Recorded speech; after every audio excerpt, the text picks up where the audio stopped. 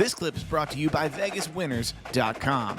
Get expert sports betting advice from some of the best handicappers in the world. Head on over to VegasWinners.com and win yourself some money. All right, we got a few more here. Let's do it. Big Extra says, hey, JR, what are your thoughts on the career of Chris Candido? I always felt he had an amazing potential. He was great in Smoky Mountain and ECW, but was stuck with a stupid gimmick in WWE. We remember the Body Donnas. Was it his size, attitude, or his issues with the Click that held him back?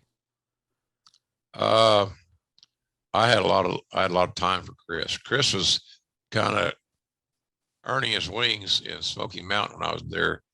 Part of my run there, did some commentary. I always thought he looked like a Dick the Bruiser that was left in the dryer too long. Yeah, and that's not a negative. Right. Great symmetry. He's thick, strong, but he was a magnificent student of the game. And he sat under Cornette's learning tree a lot. And hell, so did Tammy, Sonny, because they were together at that time. And I can guarantee she learned a lot about the rest of Venice and Jim Cornette. If you work for him, you couldn't help but learn things. They may not be your philosophy, but you're going to learn some information that's viable, that you can use if you care to put your ego aside and use it. I think Chris's biggest downfall was his size. And he was what, 5'8", 5'9", something like that. Yep. He looked great, physique, big barrel chest, all that stuff. And he could work with anybody, but he was going to be limited as to how far he could go, especially as a single in a major company working main events. Probably wasn't going to happen that often. He needed to be in a tag, I think.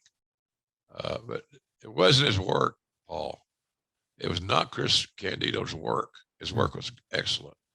His size, the detriment, and I don't know how much to believe, not to believe about his issues with the Click. I don't know how deep those wounds were or whatever, but they were bullying him around. And I felt bad for him because they got real personal, and that's not cool. So that's why I would say his height is the biggest issue. Hey, it's Conrad Thompson. Thanks for checking out the podcast here on YouTube. Be sure to hit the subscribe button and the notifications bell so you get a notice anytime we upload some new content. And go save yourself some money right now. If you're in a 30-year loan or you have credit card debt, it's not a matter of if I can save you money. It's a matter of how much. Find out right now for free at SaveWithConrad.com.